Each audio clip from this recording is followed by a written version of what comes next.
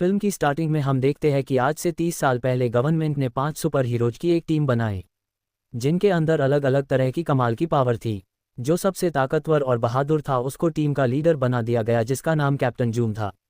ये टीम इसलिए बनाई गई क्योंकि 5 क्रिमिनल्स जो बहुत खतरनाक और ताकतवर थे, उन्होंने जेल से भागकर पूरी दुनिया पर हमला करके यहाँ तबाही मचा दी थी।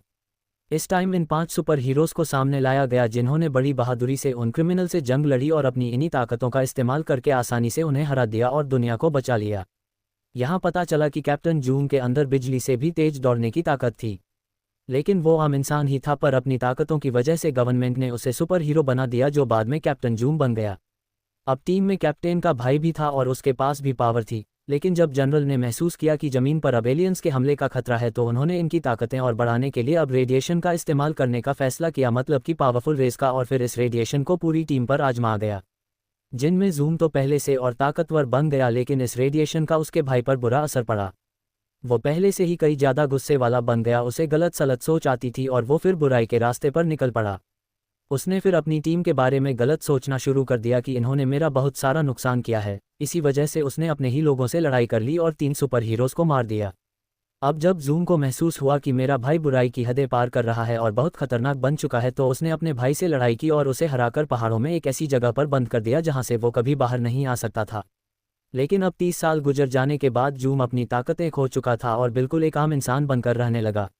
अब 30 साल के बाद एक साइंटिस्ट ने पता लगवाया कि जहां पर जूम ने अपनी भाई को कैद किया था, वो वहां से निकलने की तैयारी कर चुका है। हैरान करने वाली बात यह है कि इतने सालों में ना तो उसकी मौत हुई ना ही उसकी उम्र बढ़ी, वो आज भी जवान है। इसकी वजह यह थी कि वो बहुत पावरफुल था, इतना तेज कि वक्त को भी पीछे छोड़ दे। अब साइंटिस्ट को इस बात की फिक्र थी कि जूम का भाई पहले जितना ही ताकतवर और उन पावर के साथ ही वो बाहर आएगा और अपने भाई से लड़ेगा, उससे बदला लेने के लिए और दुनिया को तबाह करने के लिए। और बात करें जूम की, वो तो अपनी पावर्स खो चुका है, तो उसका मुकाबला करने के लिए जनरल अपनी ही सुपर हीरो बच्चों की टीम तैयार करने का फैसला करते हैं, जिनके अंदर भी हैरान करने वाली सुपर पावर्स पाई जाती हो, पर उनके पास सिर्फ 12 दिन का ही टाइम था, क्योंकि 12 दिन के बाद जूम का भाई वहां से निकलकर बाहर आ जाएगा। अब ये टाइम कम ही था, तो इतने कम टाइम में बच्चों को अच्छे से ट्रेन जूम के अलावा और कोई नहीं कर सकता था। पर जनरल ये भी जानते थे कि जूम इसके लिए कभी नहीं मानेगा, इसलिए उन्होंने कैसे भी करके जूम को यहाँ लाने का हुक्म दे दिया, फिर चाहे उसे ज़बरदस्ती ही क्यों ना लाया जाए। उधर जूम जैक बनकर आम जिंदगी गुजार रहा था, उसके पास सिर्फ इतनी ही ताकत बची थी कि वो बस अपनी उंगली से कॉफ़ी मिक्स कर तैयार कर लेता था। अब यहाँ जूम यानी जैक के पास साइंटिस्ट और उनकी साथी जो डॉक्टर थी, वो उसे लेने के लिए पहुँच गई। वो कहते हैं कि चलो आपको सुपर हीरोज तैयार करनी है, पर उसने ये कहकर मना कर दिया कि अब इस दुनिया को नए सुपर हीरोज की कोई ज़रूरत नहीं है, क्योंकि हर सिचुएशन के लिए दुनिया में फ़ौज है, यहाँ कोई खतरा नहीं। अब वो लोग जानते थे कि जैक इतनी आसानी से नहीं मानेगा, इसलिए साइंटिस्ट ने उसे बेहोश करने वाला इंजेक्शन मारा और वो उसके चेस्ट पर लगा, जिससे जैक बेहोश हो गया और ये लोग उसे अपने साथ ले गए। ये साइंटिस्ट और जर्नल ने फैसला किया कि हम जूम को उसके भाई के बारे में कुछ नहीं बताएंगे, क्योंकि जब उसे पता चलेगा कि मेरा भाई जिंदा है तो हो सकता है वो एक्साइटेड हो जाए और उससे लड़े ही ना। इसके बाद हमें दिखाई गई सुपर हीरोज़ की नई टीम, जिनमें सबसे छोटी 6 साल की बच्ची थी। उसके पास ये ताकत थी कि वो कोई भी भारी चीज़ आसानी से उठा लेती थी। अब उसके पास ये ताकत तो थी ही, लेकिन कैसे भी करके वो सुपर हीरो के टेस्ट को पास करना चाहती थी, जिसके लिए बहुत सारे बच्चों को इधर टेस्ट के लिए बुलाया हुआ था। अगली लिस्ट में 16 साल की एक लड़की थी, जिसके दिमाग में इतनी ताकत थी कि वो बस दिमाग के जरिए ही किसी भी चीज़ को उठाकर इधर से उधर कर सकती थी। स्कूल में बाकी बच्चे उसे परेशान करते थे, इसीलिए वो सुपर हीरोज़ की टीम में शामिल होना चाहती थी। अगला एक लड़का था जिसके पास गायब होने की ताकत थी। इस ताकत का फ़ायदा उठाकर वो बहुत मस्ती करता था, क्योंकि बार बार गायब होकर वो लोगों को हैरान करता और खुश होता था। एक बच्चा था 12 साल का, जिसके पास सबसे अलग ही ताकत थी, वो अपने शरीर के किसी भी हिस्से को फुलाकर बड़ा बना सकता था। अब लैब में जब जूम को होश आया तो उसके सामने 2 ऑप्शन रख दिए जाते हैं, एक ये तो वो सुपर हीरोज़ की टीम को ट्रेन करे, दूसरा कि अगर वो ये नहीं करता तो झूठे इल्ज़ाम में उसे जेल भेज दिया जाएगा। अब जूम को यहाँ मानना ही पड़ता है, क्योंकि उसके पास और कोई रास्ता नहीं था। अब जैक मिलता है साइंटिस्ट के साथ ही डॉक्टर से, जो उसके कैप्टन जूम होने की वजह से उसकी दीवानी थी। वो इतना उसे पसंद करती थी कि उसने जूम के बारे में सारी किताबें पढ़ ली थी जो लिखी गई थी। अब जब जैक को सुपर हीरोज़ की टीम दिखाई गई तो वो काफ़ी हैरान रह गया और कहता है, ये क्या छोटे छोटे बच्चे, मुझे यहाँ सुपर हीरोज़ की टीम तैयार करनी है या बच्चों के खेलने की टीम, ये क्या करवा रहे हैं आप मुझसे। जिस पर साइंटिस्ट उसे कहता है कि भले ये देखने में बच्चे हैं, पर इनके पास अनोखी ताकतें हैं, जो कहकर वो उसे हर बच्चे की ताकत के बारे में बताता है। डॉक्टर जूम को कहती है कि आपको इन बच्चों को ऐसे ट्रेन करना है कि इनकी पावर्स ट्रेनिंग से ही और बढ़ जाए। क्योंकि इन पर हम उस रेडिएशन का इस्तेमाल नहीं कर सकते क्योंकि ये बच्चे हैं तो इसका बुरा असर भी पड़ सकता है। इसके बाद बारी बारी सारे बच्चे आकर अपनी अपनी ताकतें दिखाने लगे। जैसे कोई बच्चा बहुत तेज पल के झपका सकता था तो कोई इतना होशियार था कि पढ़ाई में मास्टर निकला। जिसके बाद आखिरकार उन्हें 4 बच्चों को सुपर हीरो बनने के लिए चुना गया। अब पता चला कि जैक के भाई के वापस आने में बस 9 ही दिन बाकी रह गए थे। साइंटिस्ट और जनरल आपस में बात करते हैं जहां वो बच्चों की टीम से तो बहुत खुश थे लेकिन साथ में उन्हें इस बात की फिक्र भी थी कि जैक इतने कम टाइम में बच्चों को ट्रेन कर पाएगा भी या नहीं। जनरल तो बच्चों को इतनी जल्दी तैयार होता देखना चाहता था कि वो तो बच्चों पर रेडिएशन को भी आजमाने के लिए तैयार था, पर नुकसान ना हो जाए इस वजह से साइंटिस्ट ने ऐसा करने से मना कर दिया। अब शुरू में तो बच्चों ने जैक पर इतना ध्यान नहीं दिया, बस ये समझा कि ये हमें ट्रेन करेगा। लेकिन जब डॉक्टर सबको ये बताती है कि असल में जैक ही कैप्टन जूम है तो सारे बच्चे काफ़ी खुश हो गए क्योंकि वो भी उसके फैंस थे। अब बच्चे उसके पास आ जाते सिवाय गायब होने वाले लड़के के, क्योंकि उसे अभी भी उस पर शक था। अब जैक, साइंटिस्ट और डॉक्टर मिलकर बच्चों की ताकतों को देखने लगे। वज़न उठाने वाली बच्ची जो सिर्फ 6 साल की ही थी उसने भारी से भारी वज़न उठाकर सबको हैरान कर दिया, पर जैक को यहाँ वो बच्ची खास पसंद नहीं थी क्योंकि वो बहुत बोलती थी, हर वक्त जैक से बातें करती रहती थी। अब गायब होने वाला लड़का यहाँ उन लोगों को काफ़ी परेशान कर रहा था क्योंकि जब कोई उसके पास आता उसकी ताकत देखने वो वहाँ से गायब हो जाता।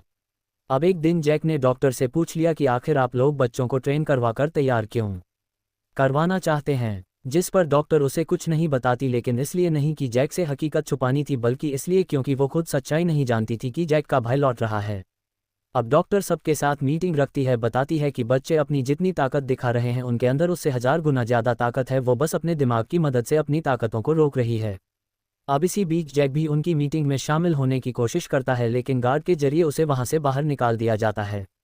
अब साइंटिस्ट बच्चों और जैक को अपने खास डॉक्टर से मिलवाता है जो कोई इंसान नहीं था बल्कि एक रोबोट था, जिसे खास इसलिए बनाया जाता है ताकि वो सुपर हीरोज की टीम का साथ दे सके। अब यहाँ जैक रोबोट डॉक्टर से मिलकर बहुत खुश हुआ और वो उसे और बच्चों को लेकर एक काफ़ी पुरानी जगह पर ले गया जहाँ उनकी एक काफ़ी बड़ी स्पेसशिप रखी हुई थी। जैक रोबोट डॉक्टर और बच्चों को चुपके से स्पेसशिप में बिठा देता है और उन्हें घुमाने के लिए वहां से बाहर निकल जाता है, जहां इन लोगों ने रोबोट डॉक्टर की मदद से बहुत मज़े से खाना खाया क्योंकि वो अपने मशीन वाले हाथों से इनके लिए फास्ट फूड और आइसक्रीम उठा कर लाया था। लेकिन जल्दी ये खबर टीवी पर आ गई क्योंकि किसी ने उनके स्पेसशिप की वीडियो ही इंटरनेट पर डाल दी थी, जिससे सबको ये लगा कि फास्ट फूड और आइसक्रीम खाने वाले एलियंस का ज़मीन पर हमला हो गया है। लेकिन जब ये बात साइंटिस्ट और डॉक्टर को पता चली कि ये काम जैक का है तो उन्हें बहुत बुरा लगा, लेकिन क्योंकि वो कैप्टन जूम था तो कोई उन्हें क्या ही कह सकता था। अब जब जैक सो रहा था तो वज़न उठाने वाली बच्ची उसके पास आए और उसे जगाकर कहने लगी कि मुझे बहुत बुरा सपना आया है, मुझे डर लग रहा है, मैं आपके पास सोना चाहती हूँ। अब जैक को उस पर तरस आ गया। बेड छोटा था तो उसे अपने पास तो नहीं सुलाता लेकिन पास पड़े हुए सोफे पर सोने का कह देता है, पर वो बच्ची बहुत होशियार थी, उसने आराम से सोफे को घसीटकर बेड के साथ लगाया और उस पर मज़े से लेट गई, ये सोचकर कि यहाँ मुझे बहुत अच्छी नींद आएगी और डर भी नहीं लगेगा। अगले दिन साइंटिस्ट ने सभी बच्चों को एक ऐसे कमरे में भेजा जहाँ पर बहुत सारे कलरफुल बॉल थी, उनसे बच्चों पर शूट किया जाएगा और बच्चों को ट्रेनिंग दी जाएगी कि शोर में गोली से कैसे बचते हैं। जहां बच्चों ने बहुत अच्छे से अपनी ट्रेनिंग की और फिर इसके बाद उन्हें रन पर भागना भी सिखाया ताकि वह और तेज दौड़ना सीख सके। जिसके बाद उन्होंने जैक के साथ मिलकर अपनी ताकतों की और अच्छे से ट्रेनिंग की। अब हालांकि उनकी ताकतें यहाँ बढ़ रही थी पर अभी भी बहुत कुछ बाकी था। अभी ट्रेनिंग के बाद सारे बच्चे काफ़ी थक गए और एक जगह पर आकर बातें करने लगते हैं। गायब होने वाला लड़का कहता है कि सबको अपनी अपनी पड़ी है, हम बच्चों की किसी को कोई परवाह नहीं है और जैक भी ये सब पैसों के लिए ही कर रहा है। अब जब जैक को पता चला कि उस बच्चे ने यह बात की तो वो उसके कमरे में गया जो स्पेशल बनाया गया था ताकि वो वहां से गायब ना हो सके। उसके पास जाकर जैक उसे बचपन में अपने और अपने भाई के सुपर हीरो बनने वाली बात बताता है। यह उस बच्चे को पता चला कि कैप्टन जूम का वो असली भाई था जिसे कैद कर दिया गया। अब जैक अपने भाई के बारे में बात करके काफ़ी इमोशनल हो गया। फिर वो थोड़ी देर के लिए उस बच्चे को कमरे से निकाल कर बाहर लेकर आया क्योंकि उसे महसूस हुआ कि इस बच्चे के पास गायब होने के अलावा कोई और ताकत भी है। इसलिए जैक उसे कहता है कि अपनी आंखें बंद करो और ध्यान लगाकर बताओ कि वो लड़की जिसके पास दिमाग की ताकत है वो इस वक्त कहाँ है और क्या कर रही है। उसने ऐसा ही किया और सच में उसे दिख गया कि वो लड़की कहाँ है और क्या कर रही है, जिस बारे में उसने जैक को बताया कि वो अपने कमरे में है और डांस कर रही है। अब ये भी तेज दिमाग की एक ताकत होती है जो बहुत ही कम लोगों के पास पाई जाती है, इसलिए ऐसे लोगों को खास समझा जाता है। इस वजह से जैक बहुत खुश था और क्योंकि इस लड़के के पास दो ताकतें थी इसलिए वो उसे टीम का लीडर बना देता है। फिर जैक डॉक्टर के पास गया और उसे कहता है कि बच्चे काफ़ी अच्छे से ट्रेन हो रहे हैं और तुम भी काफ़ी अच्छा काम कर रही हो। अब अपनी ये तारीफ जैक के मुंह से सुनकर डॉक्टर खुशी से लाल हो जाती है। इसके बाद जनरल और साइंटिस्ट अपनी टीम के साथ उन पहाड़ी इलाकों में आ जाते हैं जहां पर जूम की भाई को कैद किया गया था। वो उस रास्ते के पास खड़े थे जहां से उसे भेजा गया था, क्योंकि उन्हें यकीन था कि जूम का भाई इसी रास्ते से वापस लौटेगा। अब यहाँ साइंटिस्ट ने एक रोबोटिक जाल बनाया था और उसका पूरा प्लान था जिसमें वो बच्चों की मदद से जूम के भाई को इस जाल में फेंकेगा, जिससे उसे रोका भी जाएगा और वो वापस अपने असली रूप में आ जाएगा। मतलब कि जो बुराई उसके अंदर है, जिसने उसे बुरा बनाया हुआ है, वो हमेशा के लिए उसके अंदर से निकल जाएगी। अब जब जैक के भाई को आने में 48 घंटे रह गए थे तो डॉक्टर सब बच्चों के लिए पार्टी रखती है जिसमें में सभी बहुत एंजॉय करते हैं और डांस भी। इसमें गायब होने वाला लड़का दिमाग की ताकत वाली लड़की के साथ डांस कर रहा था और जैक डॉक्टर के साथ कर रहा था। लेकिन तभी यहाँ जनरल ने आकर ये सब रुकवा दिया, जिससे उनका सारा मजा किरकिरा हो गया। अब तभी यहाँ जैक देखता है कि उस रेडिएशन को यहाँ पर लाया जा रहा है। वो समझ गया कि इन बच्चों के साथ भी वही किया जाएगा जो 30 साल पहले मेरी और मेरी टीम के साथ किया गया था। रेडिएशन को इन पर भी आजमाया जाने वाला था। उसने भी जनरल को मना किया कि रेडिएशन बच्चों के लिए ठीक नहीं है, ऐसा मत करो इसका इस्तेमाल। लेकिन जनरल तो कुछ सुनने को तैयार ही नहीं था। वो अपने फैसले पर अटल रहा, पर जैक ऐसा होने नहीं दे सकता था। उसने आधी रात को सब बच्चों को जगाया और उन्हें अपने साथ एक जगह पर लाकर जनरल का प्लान बताया और यहाँ वो यह फैसला भी कर लेता है कि मैं बच्चों को इस चीज़ से बचाऊंगा। ये गायब होने वाले लड़के ने फिर से अपना दिमाग लगाया, जहाँ उसका दिमाग अब उस जगह पर पहुँच गया जहाँ सभी साइंटिस्ट और डॉक्टर थे, और उसे यहाँ पता चल गया कि ये सब कुछ जैक के भाई को मारने के लिए किया जा रहा है, क्योंकि वो वापस लौटने वाला है और ये सब कुछ जैक को भी बता देता है। अब जब उसे पता चला कि मेरा भाई जिंदा है तो उसे यकीन ही नहीं आया। वो बच्चों को वापस भेजकर जनरल के पास पहुंचा और गुस्से में इस सब के बारे में सवाल करने लगता है, जिस पर जनरल कहता है कि हाँ, तुम्हारा भाई जिंदा है जो अगले 2 घंटों में बाहर आने वाला है। यहाँ जैक जनरल को समझाने लगा कि बेशक उन बच्चों के पास ताकतें हैं, लेकिन मेरा भाई भी इतना खतरनाक है कि बच्चे उसका सामना नहीं कर पाएंगे, इसलिए प्लीज़ मत करो, इस सब को रोक दो, इस मिशन को। लेकिन यहाँ जनरल बजाय उसकी बात मानता, वो जैक को ही कमरे में बंद करवा देता है। उधर डॉक्टर सभी बच्चों को छुड़वाकर अपने साथ साइंटिस्ट के पास ले जाने लगी, पर जनरल के कुछ डॉक्टर्स उनका पीछा करने लगते हैं, जिस वजह से पीछे मुड़कर डॉक्टर जोरदार फूंक मारती है, जिससे वो सभी डॉक्टर्स उड़कर दूर जाके गिरते हैं।